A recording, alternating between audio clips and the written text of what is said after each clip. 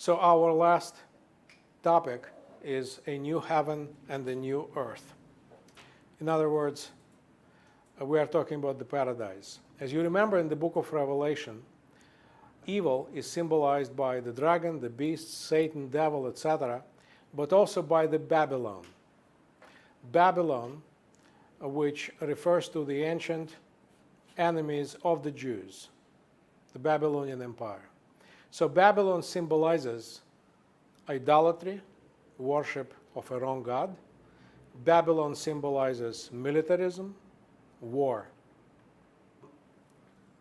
The idea of heaven or paradise in the book of Revelation is known as New Jerusalem. New Jerusalem is diametrically opposed to Babylon. New Jerusalem, that is descending down from heaven, is the purification of religion, new spirituality, new revelation. For Judaism, it is the renewal of Israel. Revelation chapter 21, verse 1, chapter 10, verse 12. Then I saw a new heaven and a new earth. For the first heaven and the first earth had passed away, and there was no longer any sea. And he showed me the holy city, Jerusalem, coming down out of heaven from God. It shone with the glory of God.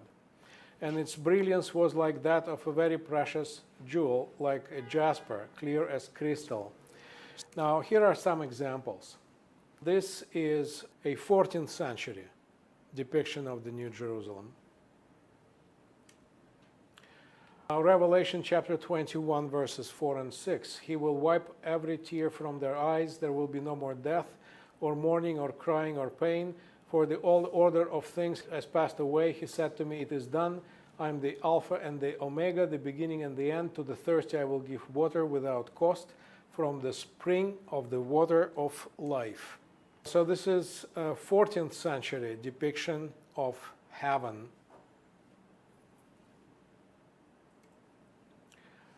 Luca Signorelli, 15th century, also depiction of heaven. Look at the musical instruments.